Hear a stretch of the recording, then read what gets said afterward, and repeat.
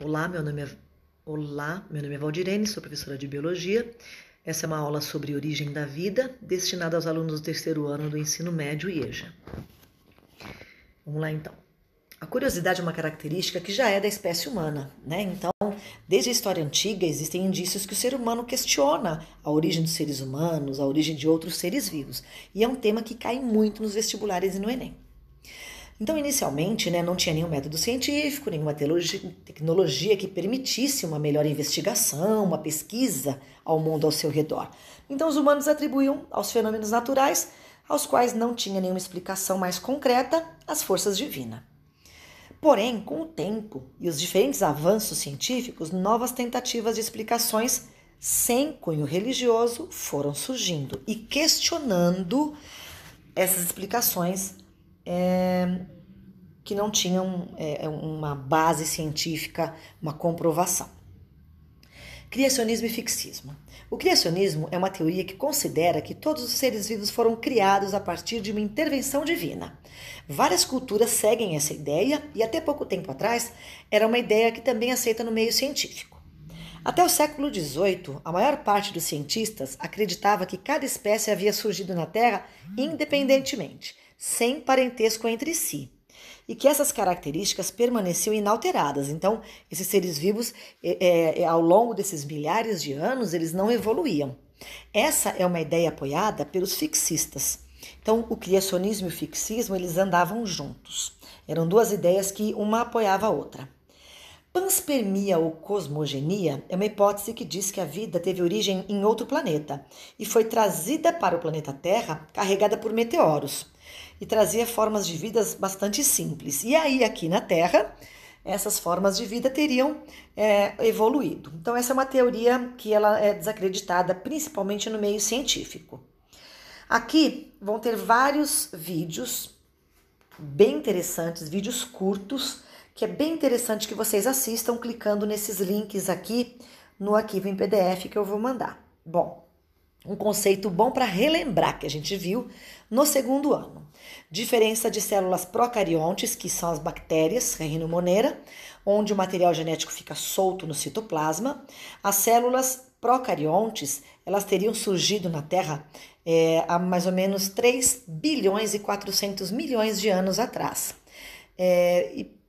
Isso é comprovado através de procariontes fósseis encontrados na América do Sul. A célula eucarionte é uma célula mais evoluída, uma célula que tem organela celular, que tem um núcleo definido.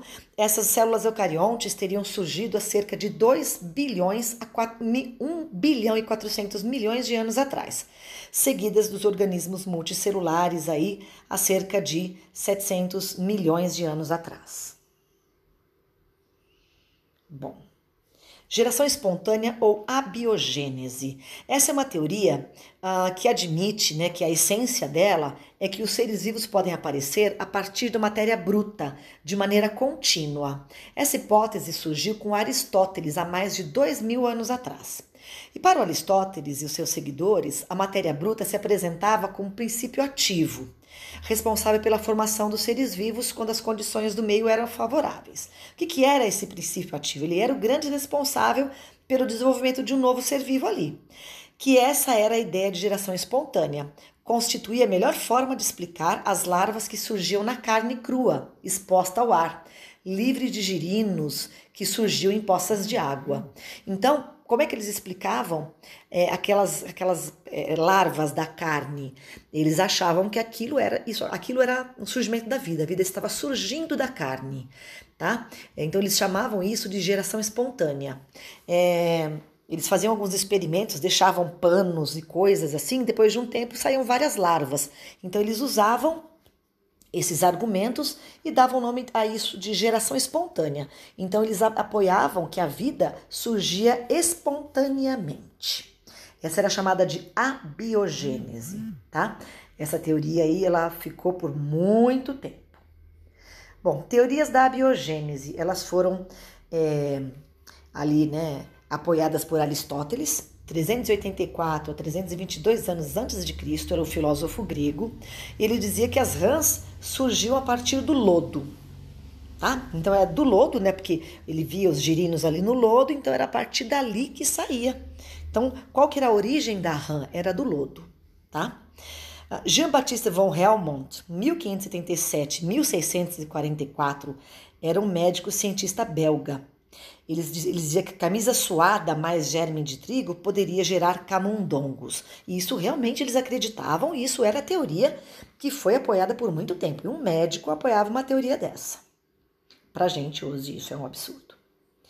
Bom, e aí, em 1668, o médico e cientista italiano Francesco Redi, ele fez um experimento colocando cadáveres de animais em frascos com bocas largas. Desses, alguns foram vedados com gaze fina e outros abertos. Depois de algum dia, o que a gente vai supor, né? O frasco aberto encheu de mosca, as moscas pousaram ali, depositaram as larvas e ele observou todo esse processo.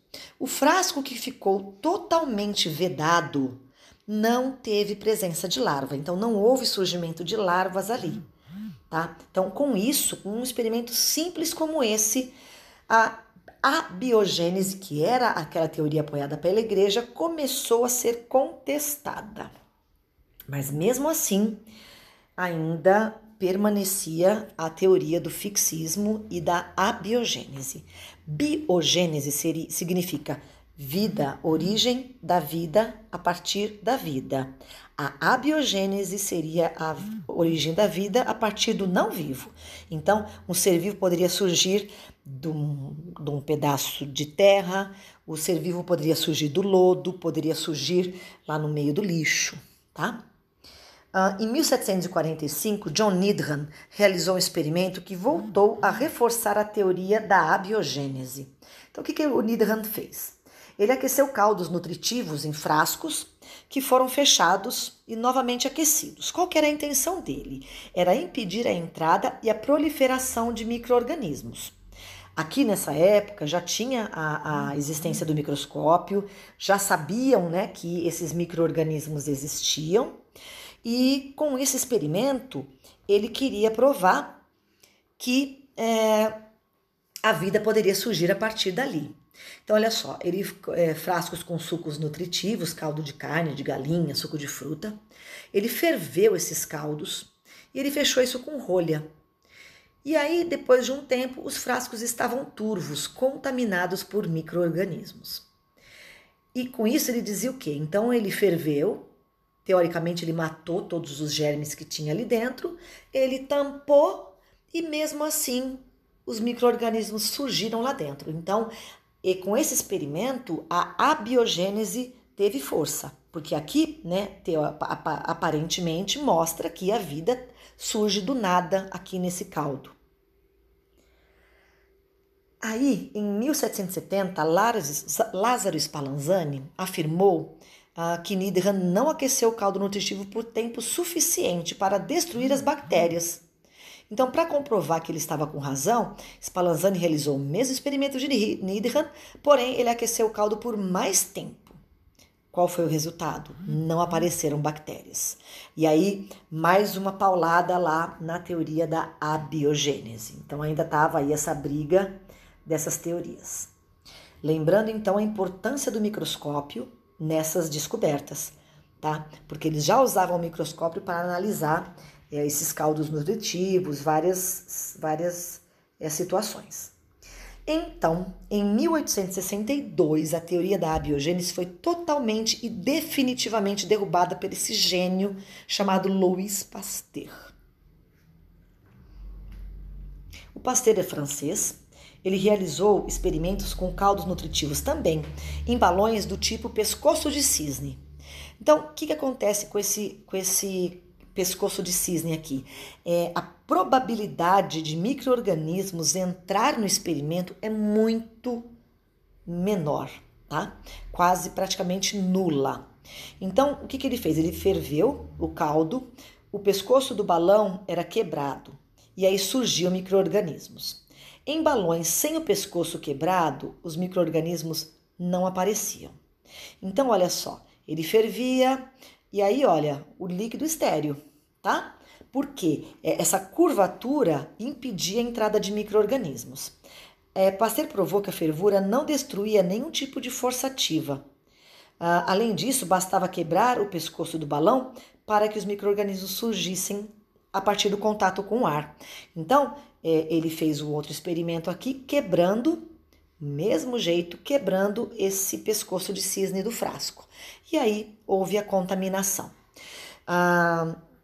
Com esse experimento, ele teve uma comprovação científica realmente, e aí a teoria da abiogênese foi completamente desacreditada, tá? Então aqui está todo um passo a passo novamente aqui do experimento de Pasteur. Eu vou parar um pouquinho para falar sobre Pasteur, que é um gênio aí da microbiologia, e alguns marcos históricos. O Pasteur descobriu formas de vida que podiam existir sem oxigênio. Ele desenvolveu o processo de pasteurização para matar micro-organismos patogênicos. Então, o leite que a gente toma lá, leite pasteurizado, creme, tudo que é pasteurizado foi fervido a temperaturas elevadíssimas e depois resfriado. Esse método foi descoberto por Louis Pasteur. Vacinas para evitar a varicela, cólera, antrax e raiva animal. Salvou a vida de Joseph Menster, de 9 anos, mordido por um cão raivoso, aplicando sua vacina a pedido da mãe da criança. Isso está lá no videozinho para vocês assistirem. Não era médico, vacina experimental. Se fosse hoje, ele seria preso, porque ele não poderia utilizá-la. Convenceu-se de ter criado uma vacina que poderia ser administrada em seres humanos. Então, a partir daí, o desenvolvimento da vacina, isso são só algumas coisas do Pasteur, gente. Ele era formidável, extremamente formidável. Com ele que começou a esterilização dos equipamentos cirúrgicos. Então, não esterilizava não, o médico ele usava ali os instrumentos cirúrgicos, lavava e pronto, né? Não, e o Pasteur comprovou, com esses experimentos, inclusive aqui da biogênese, que tinha que ferver, tinha que esterilizar aqueles equipamentos, para que ele não contaminasse novas pessoas. Então, imagina o tamanho da contribuição desse homem para a vida de nós hoje. Bom, com a experiência de Pasteur, a abiogênese foi definitivamente derrubada e ficou estabelecido que uma vida só pode surgir a partir de uma vida pré-existente. Porém, o mistério ainda ficava no ar. Como a primeira forma de vida surgiu? Bom, aí, dentre as principais teorias que explicam a origem da vida, a gente pode citar a panspermia e a teoria da evolução química. A panspermia eu já falei para vocês, né, lá atrás, então não vou falar novamente. Vamos falar sobre a teoria da evolução química. Essa teoria admite que a vida é o resultado da combinação de compostos inorgânicos, ou seja, compostos que não têm vida, que se combinaram. E aí, a partir dessa combinação, poderiam formar moléculas orgânicas com vida, como aminoácidos, bases nitrogenadas e ácidos graxos, que são substâncias presentes no nosso corpo. Essas moléculas orgânicas foram então se combinando até que surgiram as primeiras partículas com algum tipo de metabolismo, e daí a vida. Então, vou falar de alguns pensadores que apoiaram essas ideias. John Burdon Sanderson Haldane, ele era geneticista e biólogo britânico. Alexander Yanovich Oparin, ele foi biólogo e bioquímico russo. Eles foram os precursores sobre os estudos da origem da vida. Bom, Oparin e Haldane, na década de 30, trabalhando de forma independente, né, cada um lá no seu canto, e o cientista, eles chegaram à mesma conclusão, que a vida havia surgido na Terra primitiva a partir da matéria sem vida, através de ações químicas que ocorreram durante um longo período de tempo. Essa é a teoria mais aceita atualmente, tá? Então, segundo, eu vou passar o slide aqui para poder mostrar um pouco melhor. Aí ele tá lá embaixo, peraí, já vamos chegar nele. Não, daqui a pouco eu volto lá, desculpa. Então a Terra primitiva era muito quente, uma temperatura acima de 50 graus, e essa atmosfera também não tinha como ter vida ainda aqui. Então esses gases que compunham a atmosfera, eles foram entrando em composição e formando as primeiras moléculas orgânicas, tá? Não tinha muito oxigênio, uma descarga elétrica fortíssima no planeta, isso tudo poderia ter reorganizado esses aminoácidos. Daqui a pouco vem o slide. Em 1953, Stanley Miller e Harold Urey testaram essas hipóteses e construíram um aparelho colocando alguns desses gases submetidos a fortes descargas elétricas. Então, eles tentaram simular aquela terra primitiva, tá? Então, eles fizeram aqui esse experimento, onde tinham os gases que provavelmente estavam presentes na atmosfera, como metano, amônia, nitrogênio, gás sulfídrico, monóxido de carbono e dióxido de carbono. Lembra aqui que, pensando que o oxigênio ainda não existia. Várias descargas elétricas simulando raios de tempestade. Então, com o tempo, vapor d'água aqui também atuando, com o tempo eles conseguiram visualizar a presença de aminoácidos a partir desses compostos. Então, eles não criaram a vida aqui. Eles simplesmente conseguiram provar que a partir desses gases primitivos pode originar aminoácidos que formam o nosso corpo. Também conhecida como teoria da evolução química. Ela é uma das mais aceitas hoje na comunidade científica para explicar a origem da vida, né? Então, esse texto aqui eu já falei. Vamos lá. Bom, aqui. Então, aqui, olha, ele é um slide que ele vai estar explicando um pouquinho melhor aqui, né? Essa atmosfera primitiva tinha o vapor d'água, o metano, amônia, hidrogênio, nitrogênio, o vapor de água, tudo isso se combinando poderiam ter formado aí os aminoácidos, que é a base do DNA. O DNA é formado por aminoácidos. Então, essas moléculas inorgânicas deram origem a moléculas orgânicas. Então, a teoria deles dando a sequência que essas moléculas orgânicas, elas poderiam, ao longo aí de milhares de anos de evolução, formar uma célula, e aí, a partir daí, essa célula poderia sofrer processos evolutivos. Então, aqui um outro esqueminha mostrando isso também. Aquela atmosfera primitiva com aqueles gases, a radiação ultravioleta, descargas elétricas, formam as primeiras moléculas orgânicas. O escoamento dessas moléculas simples vão sendo levadas pela chuva, formação de moléculas mais complexas,